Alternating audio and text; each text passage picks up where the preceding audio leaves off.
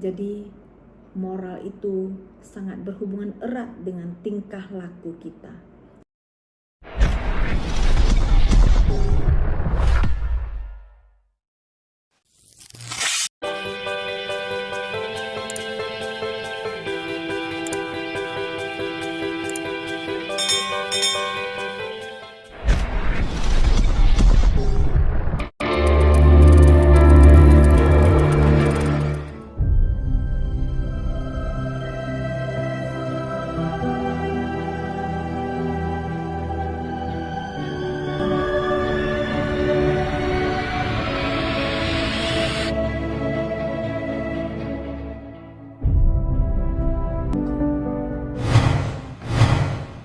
Yang mulia Bante dan sahabat sedharma yang saya sayangi, Namo Sang Hyang Adi Budaya, Namo Buddhaya.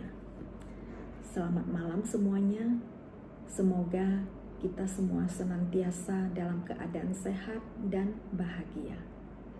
Di tengah-tengah pandemi COVID yang semakin marak, semoga kita semua bisa menjaga kesehatan dengan baik, taat kepada protokol kesehatan sehingga kita terhindar dari segala virus-virus dan wabah yang membahayakan ini.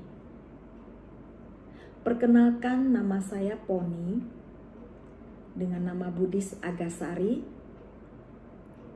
Saat ini saya dipercayakan untuk menjabat sebagai Ketua Pengurus Daerah Wanita Buddhis Indonesia Provinsi Sumatera Utara untuk periode 2021 sampai dengan 2026. Adapun profesi saya sehari-hari adalah sebagai seorang akuntan dan juga konsultan pajak berdomisili di Kota Medan, Provinsi Sumatera Utara. Dan saya bergabung dengan organisasi Buddhis dalam Wadah Wanita Buddhis Indonesia sejak tahun 2005 sampai dengan saat ini. Ya, semoga kita semuanya bersatu padu dalam mengembangkan kebajikan, menyebarkan ajaran Buddha Dharma sesuai dengan perilaku dan ajaran yang disampaikan oleh Sang Buddha. Malam ini saya akan menyampaikan sebuah topik dengan judul moralitas berumah tangga. Sebelum melanjutkan topik ini, kita ingin mengetahui apakah moralitas tersebut. Apa definisi dari moralitas? Moralitas berhubungan dengan perbuatan. Apakah perbedaan antara perbuatan baik dan perbuatan jahat?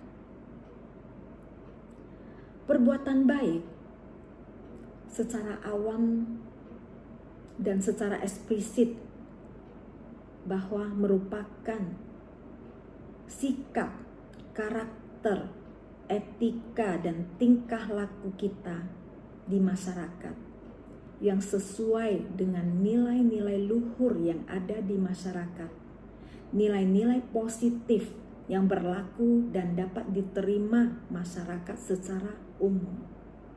Itulah dikatakan perbuatan yang baik. Dan sebaliknya, apakah perbuatan jahat tersebut? Perbuatan jahat dapat diartikan nilai-nilai, perilaku, akhlak, sikap kita yang dinilai tidak sesuai dengan nilai-nilai yang berlaku dalam masyarakat, yang mencerminkan ketidaknyamanan dalam masyarakat. Jadi moral itu sangat berhubungan erat dengan tingkah laku kita, etika kita dalam menghadapi masyarakat dalam lingkungan di sekitar kehidupan kita masing-masing. Nah, jadi untuk melanjutkan topik ini, sebagai umat Buddha, kita mengetahui dalam Dhammapada bahwa umat Buddha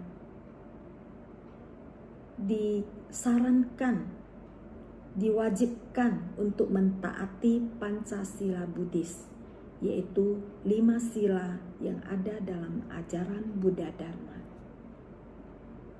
5 sila tersebut terdiri dari: pertama, menghindari pembunuhan; kedua, menghindari mengambil milik orang lain tanpa seizin pemiliknya ataupun tanpa diberikan; yang ketiga, menghindari perbuatan asusila; yang keempat, menghindari perkataan-perkataan yang tidak benar ataupun berbohong; dan yang kelima, yaitu menghindari mengkonsumsi makanan atau minuman yang memabukkan ataupun menyebabkan hilangnya kesadaran. Nah, kelima ini sebaiknya kita jalankan sebagai seorang perumah tangga yang ingin menjalankan moralitas dalam kehidupan sehari-hari. Bahkan dalam beberapa kalangan juga dapat menjalankan namanya Atangga Sila, yaitu menjalankan 8 sila dalam kehidupannya sehari-hari.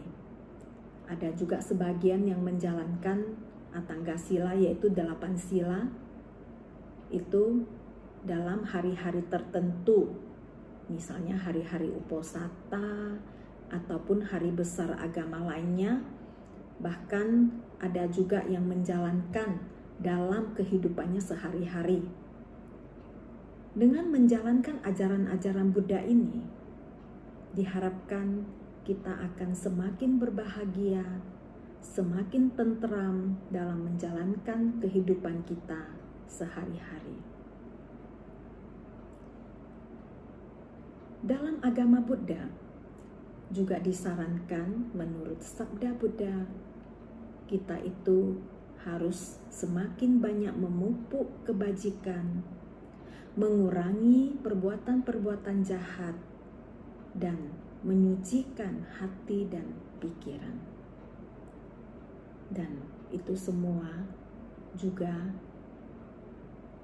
dalam istilahnya yaitu kita menjalankan sila, samadhi, dan panya, di mana sila-sila itu tercermin dalam sikap kita mentaati Pancasila Buddhis dan tingkatkan kebijaksanaan panya melalui meditasi untuk ketenangan batin kita. Nah, dengan menjalankan moralitas tersebut, diharapkan kita akan lebih berbahagia, mengembangkan cinta kasih, kedermawanan, dan meningkatkan keseimbangan batin.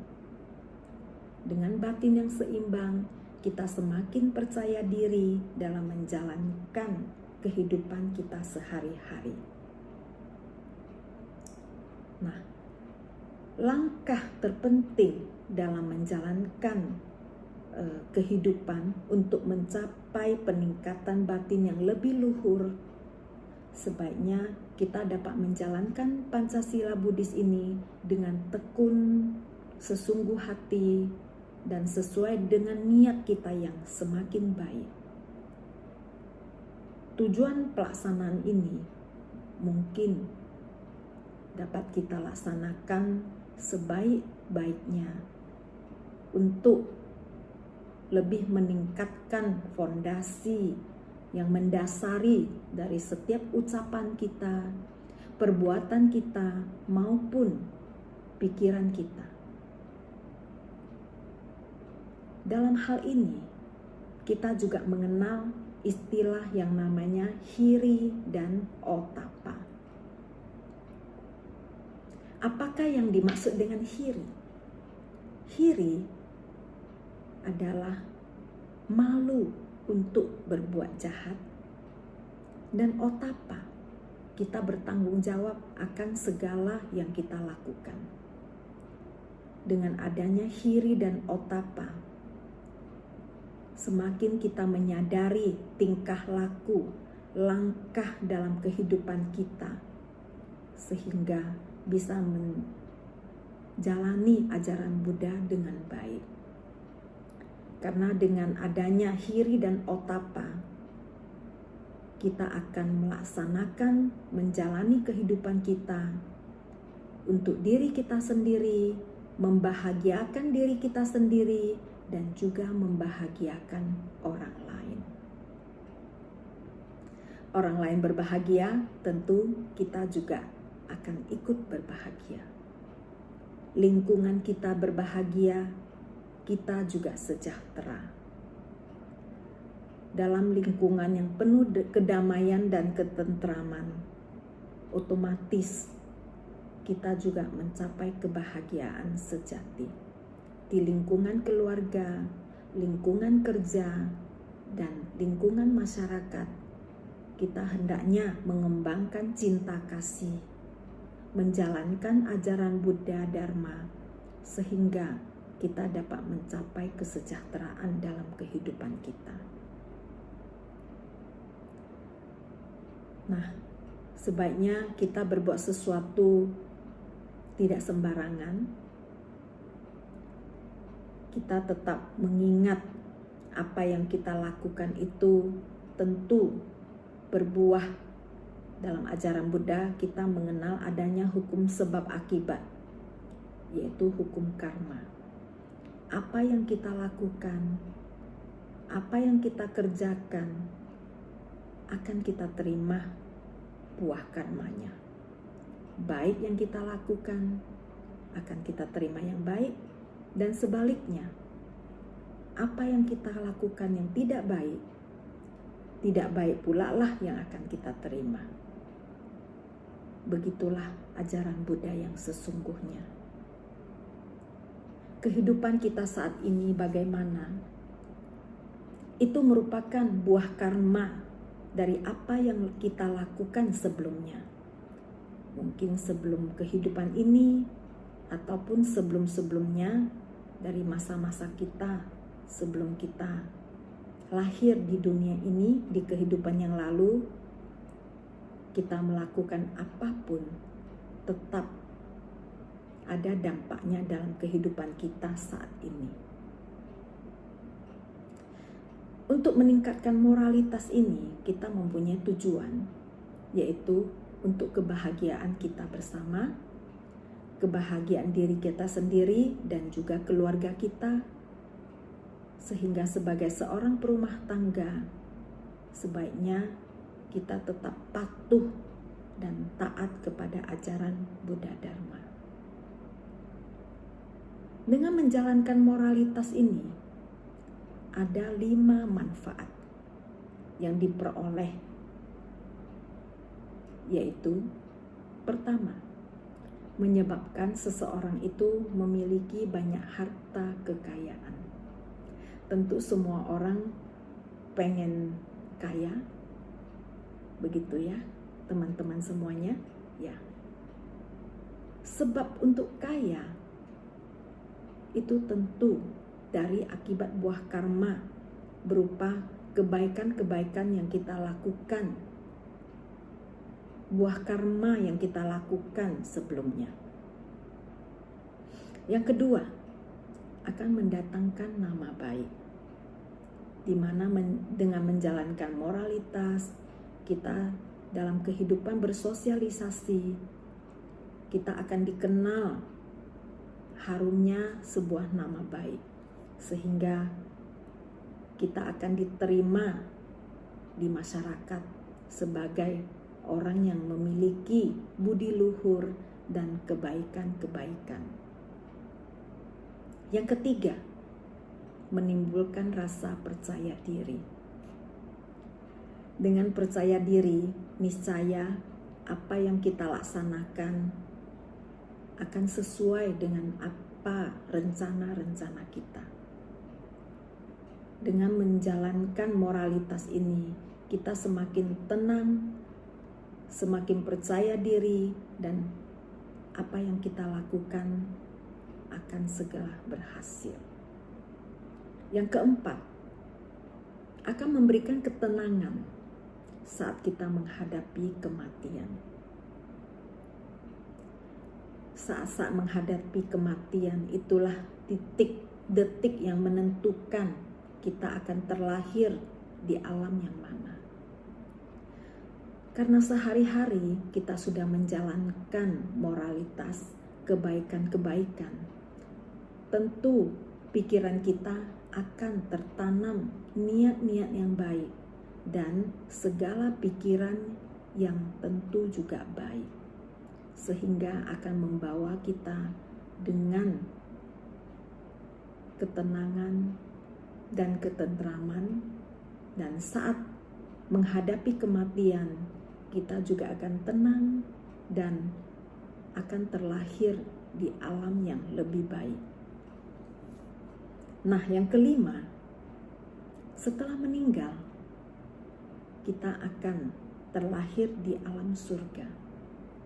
Ya, karena sehari-hari kita sudah melakukan kebaikan-kebaikan, moral-moral yang baik kita laksanakan, kita akan terlahir di alam surga, di mana kita akan memupuk dan senantiasa berbahagia. Dalam sutta dikatakan bahwa kesucian aturan moralitas dapat dipertahankan dengan menyadari bahaya dari pelanggaran moralitas Buddhis dan manfaat mempertahankan moralitas tersebut. Manusia merupakan makhluk yang mampu berpikir, mampu bersosialisasi, dan beragama. Sehingga kita yang sadar, tentu kita semuanya ingin bahagia. Tidak ada satupun manusia di dunia ini yang menginginkan penderitaan. Maka berusahalah untuk berbuat baik, berpikir positif, menghindari perbuatan jahat. Semoga kita semuanya akan mendapatkan kehidupan yang lebih berbahagia. Kesadaran kita untuk mengontrol pikiran dengan baik, selalu waspada akan setiap tindakan yang kita laksanakan, sehingga kita akan senantiasa sadar akan segala akibat-akibat yang kita lakukan dari setiap tindakan kita. Dari uraian di atas, kita ketahui bahwa peranan Pancasila Buddhis ini dalam ajaran Buddha adalah sangat penting, sangat bermanfaat. Terlebih-lebih pada zaman sekarang ini, di mana moral manusia semakin menurun. Rasa duniawi, keserakahan, kebencian semakin berkembang dalam hati manusia. Disebabkan keserakahan, kebencian ini dan perbuatan jahat, sehingga tindakan-tindakan kriminal semakin merajalela. Kita sebagai umat Buddha bertanggung jawab, apalagi kita selaku pengurus yang bergabung dalam keluarga Buddhayana, kita ikut bertanggung jawab untuk senantiasa menyebarkan ajaran kebaikan, yaitu ajaran Buddha Dharma, sehingga lingkungan kita, keluarga kita akan lebih baik lagi, sehingga dunia ini menjadi lebih damai dan tentram. kita berharap dapat menjalankan ajaran moralitas ini dengan sungguh-sungguh dalam kehidupan kita sehari-hari. Sebagai perumah tangga, ini sangat penting untuk mengembangkan kebijaksanaan, mengembangkan perilaku yang sesuai, dan meningkatkan rasa percaya diri, meningkatkan kepercayaan masyarakat kepada diri kita, dan mencapai kebahagiaan untuk memperoleh nama baik, martabat yang baik di mata masyarakat. Berusahalah kita untuk menghindari loba, dosa, dan moha, yaitu keserakahan, kebencian, dan perbuatan jahat. Hal ini akan meningkatkan rasa cinta kasih kita kepada sesama, meningkatkan meta, dan meningkatkan keseimbangan batin. Semoga semua dari kita bisa berusaha menjalankan moralitas ini, walau sebagai perumah tangga, sebagai pebisnis, ataupun pekerja. Kita sebagai umat Buddha bertanggung jawab akan ketentraman semua makhluk. Tidak berpanjang lebar, hanya sekian yang bisa saya sampaikan.